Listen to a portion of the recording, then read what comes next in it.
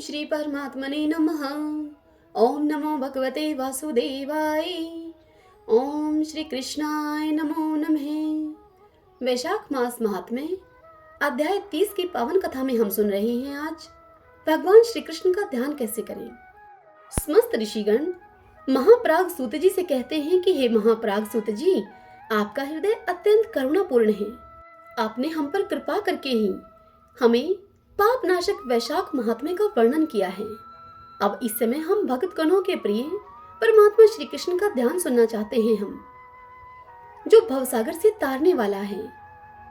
यह सुनकर सूत जी ने कहा कि हे मुनियों, वृंदावन में विचरने वाले जगतात्मा श्री कृष्ण के जो गौओं, ग्वालों और गोपियों के भी प्राण हैं, ध्यान का वर्णन आप सब लोग सुने। हे द्विजवरों, एक समय महर्षि गौतम ने देवर्षि नारद जी से यही बात पूछी थी। देवर्षि नारद जी ने उनसे जिस पाप नाशक ध्यान का वर्णन किया था, वही मैं आप लोगों को भी सुनाता हूँ।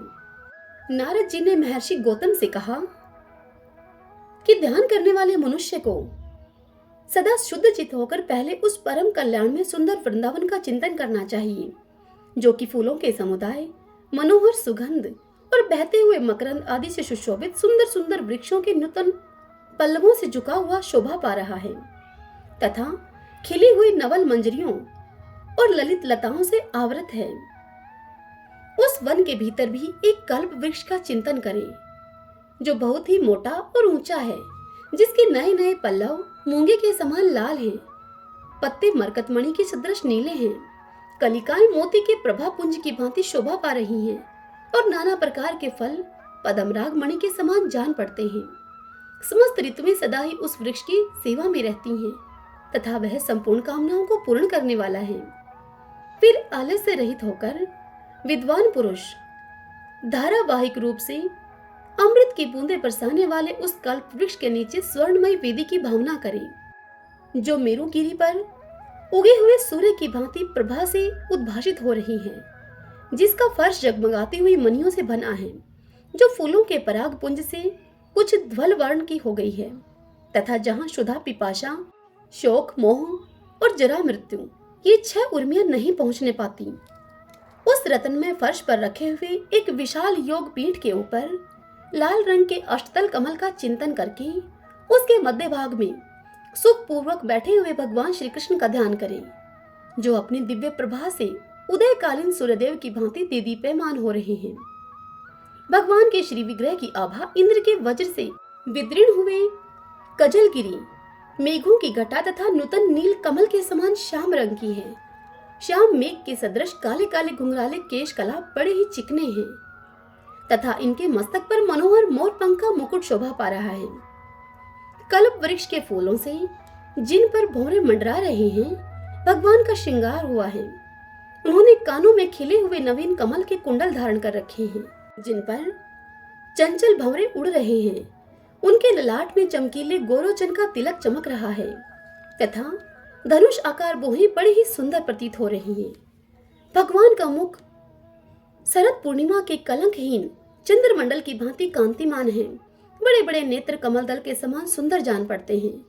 दर्पण के सदृश स्वच्छ कपोल रत्नों के कारण चमकते हुए मकराकृत कुंडलों की किरणों से दीदीप्यमान हो रहे हैं तथा ऊंची नासिका बड़ी ही मनोहर जान पड़ती है। सिंदूर के समान परम सुंदर लाल लाल होठ हैं। चंद्रमा, कंद और मंदार पुष्प किसी मंद मुस्कान की छटा से सामने की दिशा प्रकाशित हो रही है तथा वन के कोमल पल्लवों और फूलों के समूह के द्वारा बनाए हुए हार से शंख सदृश मनोहर ग्रीवा बड़ी ही सुंदर जान पड़ती है। मंडराते हुए मतवाले भंवरों से निनादित एवं घुटनों तक लटकी हुई पारिजात पुष्पों की माला से दोनों कंधे शोभा पा रहे हैं। पीठ और विशाल वक्ष स्थली रूपी आकाश हार रूपी नक्षत्रों से सुशोभित है तथा उसमें कौस्तुभ मणि रूपी सूर्य भासमान हो रहा है। भगवान के वक्ष स्थल में श्रीवत्स का चिन्ह बड़ा ही सुंदर दिखाई देता है। उनके कंधे ऊंचे हैं, गोल गोल सुंदर भुजाएं घुटनों तक लंबी एवं मोटी हैं। उदर का भाग बड़ा ही मनोहर है, नाभि विस्तृत और गहरी है तथा त्रिवली की रोम पंक्ति भौरों की पंक्ति के समान शोभा पा रही है। नाना प्रकार की मणियों के बने हुए भुजबंद, कड़े, अंगूठियां, हार, करधनी, नपुर और पेटी आदि आभूषण भगवान के श्री विग्रह पर शोभा पा रहे हैं। उनके समस्त अंग दिव्य अंगरागों से अनुरंजित हैं तथा कटिभाग कुछ हल्के रंगों के पीतांबर से ढका हुआ है। उनकी दोनों जांघें और घुटने सुंदर हैं। पिंडलियों का भाग गोलाकार एवं मनोहर है। पादाग्र भाग परम कांतिमान तथा ऊंचा है और अपनी शोभा से कछुए के पृष्ठभाग की कांति को मलिन कर रहा है तथा दोनों चरण कमल माणिक्य तथा दर्पण के समान स्वच्छ नख पंक्तियों से सुशोभित लाल लाल अंगुली दलों के कारण बड़े सुंदर जान पड़ते हैं। मत्स्य, अंकुश, चक्र, शंख, पताका, जो, कमल और वज्र आदि चिन्हों से चिन्हित लाल लाल हथेलियों तथा तलवों से भगवान बड़े ही मनोहर प्रतीत हो रहे हैं। उनका श्रीअंग लावण्य के सार संग्रह से निर्मित जान पड़ता है तथा उनके सौंदर्य के सामने कामदेव के शरीर की कांति फीकी पड़ जाती है। भगवान अपने मुखारविंद से मुरली बजा रहे हैं। उस समय मुरली के छिद्रों पर उनकी उंगलियों के फिरने से निरंतर दिव्य रागों की सृष्टि हो रही है, जिनसे प्रभावित होकर समस्त जीव जंतु जहाँ के तहाँ बैठकर भगवान की ओर मस्तक टेक रहे हैं। भगवान गोविंद अनंत आनंद के सागर हैं। थनों के भार से लड़खड़ाती हुई मंद मंद गति में चलने वाली गोएं दांतों के अग्रभाग में चबाने से बची हुई तिनकों के अंकुर लिए हुए पूंछ लटकाए हुए भगवान के मुख कमल में आंखें गड़ाए हुए उन्हें चारों ओर से घेर कर खड़ी हैं। गोओं के साथ ही उनके छोटे छोटे बछड़े भी भगवान को सभी ओर से घेरे हुए हैं तथा मुरली से मंद स्वर में जो मनोहर संगीत की धारा बह रही है उसे वे कान लगाकर सुन रहे हैं, जिसके कारण उनके दोनों कान खड़े हो गए हैं। गोओं के टपकते हुए थनों के आभूषण रूप दूध से भरे हुए उनके मुख स्थिर हैं, जिनसे फेन युक्त दूध बह रहा है। इससे वे बछड़े बड़े ही मनोहर प्रतीत हो रहे हैं। भगवान के ही समान गुण, शील, अवस्था, विलास तथा वेशभूषा वाले गोप भी, जो अपनी चंचल भुजाओं को सुंदर ढंग से नचाने में चतुर हैं, वंशी और वीणा की मधुर ध्वनि का विस्तार करके मंद, उच्च और तार स्वर में कुशलता पूर्वक गान करते हुए भगवान को सब ओर से घेर कर खड़े हैं। छोटे छोटे ग्वाल बाल भी भगवान के चारों ओर घूम रहे हैं। जांग से ऊपर उनके मोटे कटी भाग में करधनी पहनाई गई है, जिसकी क्षुद्र घंटिकाओं की मधुर झनकार सुनाई पड़ती है। वे भोले भाले बालक बग नखों के सुंदर आभूषण पहने हुए हैं। उनकी मीठी मीठी तोतली वाणी समझ में नहीं आती। भगवान के प्रति दृढ़ अनुराग रखने वाली सुंदर गोपांगनाएं भी उन्हें प्रेम पूर्ण दृष्टि से निहारती हुई सब ओर से घेर कर खड़ी हैं। गोपी, गोप और पशुओं के घेरे से बाहर भगवान के सामने की ओर ब्रह्मा, शिव तथा इंद्र आदि देवताओं का समुदाय खड़ा होकर उनकी स्तुति कर रहा है। इसी प्रकार उपयुक्त घेरे से बाहर भगवान के दक्षिण भाग में सुदृढ़ धर्म की अभिलाषा से वेद अभ्यास प्रायण मुनियों का समुदाय उपस्थित है तथा पृष्ठभाग की ओर समाधि के द्वारा मुक्ति की इच्छा रखने वाले संकादिक योगीश्वर खड़े हैं। वाम भाग में अपनी स्त्रियों के सहित यक्ष, सिद्ध, गंधर्व, विद्याधर, चारण और किन्नर खड़े हैं। साथ ही भगवत प्रेम की इच्छा रखने वाले मुख्य मुख्य अप्सराएं भी मौजूद हैं। ये सब लोग नाचने, गाने और बजाने के द्वारा भगवान की सेवा कर रहे हैं। तत्पश्चात आकाश में स्थित मुझ ब्रह्मा पुत्र देवऋषि नारद का चिंतन करना चाहिए। नारद जी के शरीर का वर्ण शंख, चंद्रमा तथा कुंद के समान गौर है। वे संपूर्ण आगमों के ज्ञाता हैं। उनकी जटाएं बिजली की पंक्तियों के समान पीली और चमकीली हैं। वे भगवान के चरण कमलों के निर्मल भक्ति के इच्छुक हैं तथा अन्य सब और की आसक्तियों का सर्वथा परित्याग कर चुके हैं और संगीत संबंधी नाना प्रकार की श्रुतियों से युक्त 7 सुरों और त्रिविध ग्रामों की मनोहर मूर्छनाओं को अभिव्यंजित करके अत्यंत भक्ति के साथ भगवान को प्रसन्न कर रहे हैं। इस प्रकार प्रखर एवं निर्मल बुद्धि वाला पुरुष अपने आत्म स्वरूप भगवान नंद नंदन का ध्यान करके मानसिक आरोग्य आदि उत्तम उपहारों से अपने शरीर के भीतर ही भक्ति पूर्वक उनका पूजन करें तथा बाह्य उपचारों से भी उनकी आराधना करें। हे ब्राह्मणों, आपकी जैसी अभिलाषा थी उसके अनुसार भगवान का यह संपूर्ण ध्यान मैंने आपको बता दिया है। सूत जी कहते हैं कि हे महर्षिगण, जो इस कथा को सुनाता है वह भगवान के समान हो जाता है। हे विप्रो, यह गुहे से भी गुहे प्रसंग कल्याण में ज्ञान प्रदान करने वाला है। जो इसे पढ़ता है अथवा सुनता है वह परम पद को प्राप्त होता है। हरि ओम तत्सत। ओम नमो भगवते वासुदेवाय। ओम श्री कृष्णाय नमो नमः। भक्तजनों, आज के इस अध्याय के साथ ही वैशाख मास के महात्म्य संपूर्ण हुए। यह महात्म्य मैंने सभी आपको सुना दिए हैं। हे नारायण, यदि महात्म्य को कहने अथवा सुनने में हमसे कोई त्रुटि हुई हो तो हमें क्षमा कीजिएगा, अधूरे को पूरा कीजिएगा। वैशाख स्नान सभी का सफल हो, ऐसे हम पर कृपा कीजिएगा। आइए अब हम सब वैशाख स्नान की आज की कहानी सुनते हैं। आज हम राम लक्ष्मण की कहानी सुन रहे हैं। एक जाट और जाटनी थे। वे बहुत गरीब थे। जाटनी एक दिन जाट से बोली कि मैं तुम्हें 4 रोटी बना करके दूंगी, तुम नदी के किनारे जाना। वहाँ नदी के किनारे राम और लक्ष्मण आते हैं। वहाँ जाके तुम उनसे कहना, राम बड़े लक्ष्मण छोटे, वो बैठे अम्बे की डाली, वो बैठे चंबे की डाली। मुट्ठी का दशरथ बनावे, माखन मिश्री का भोग लगावे, दे परिक्रमा घर को आवे। जाटनी की सारी बात को सुनकर अब जाट नदी पर चल पड़ा और रास्ते में याद करता चला गया, पर वहां जाके वह भूल गया।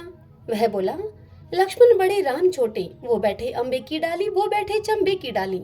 मिट्टी का दशरथ बनावे, माखन मिश्री का भोग लगावे, दे परिक्रमा घर को आवे। जाट की इस बात को सुनकर राम बोले लक्ष्मण से, लक्ष्मण तुम्हें बड़ा बताया है, तुम कुछ दो इसे। तब लक्ष्मण बोले कि हे राम, इसकी बुद्धि मलिन हो गई है, यह मूर्ख है, कहीं राम से भी बड़ा कोई दुनिया में है क्या? तब राम बोले कि नहीं लक्ष्मण, तुम्हें बड़ा बताया है, तुम्हें कुछ दो इसे। लक्ष्मण ने थोथे बांस में मोहर अशरफी भरकर उसे पकड़ा दी। रास्ते में मोहर अशरफी चोरों ने चुरा ली। घर गया जाट तो उसे जाटनी बोली, कुछ मिला? तब जाट बोला कि हाँ, मिला तो बहुत कुछ था, परंतु रास्ते में चोरों ने चुरा लिया। यह सुनकर जाटनी ने कहा, कोई बात नहीं, कल फिर से जाना। अगले दिन फिर जाटनी ने जाट को 4 रोटियां बनाकर दी और फिर उसे सब कुछ सिखाया। राम बड़े लक्ष्मण छोटे, वो बैठे अम्बे की डाली, वो बैठे चंबे की डाली। मिट्टी का दशरथ बनावे, माखन मिश्री का भोग लगावे, दे परिक्रमा घर को आवे। अब जाट फिर से सारे रास्ते यह सब याद करता चला गया और वहां जाकर फिर से भूल गया। वहां जाकर जाट बोला, लक्ष्मण बड़े राम छोटे, वो बैठे अम्बे की डाली, वो बैठे चंबे की डाली। मिट्टी का दशरथ बनावे, माखन मिश्री का भोग लगावे और दे परिक्रमा घर को आवे। यह सुनकर राम बोले कि हे लक्ष्मण, आज भी तुम्हें बड़ा बताया है, तुम कुछ दो इसे। तब लक्ष्मण बोले कि हे राम, इसकी बुद्धि मलिन हो गई है, यह मूर्ख है, कहीं राम से बड़ा कोई दुनिया में है क्या? तब राम बोले कि लक्ष्मण, तुम्हें ही बड़ा बताया है इसने, तुम ही कुछ दो। लक्ष्मण ने अब की बार उस जाट को सोने की ईंट दे दी। रास्ते में वह ईंट चोरों ने चुरा ली। घर आया तो जाटनी ने फिर से पूछा, कुछ मिला आज?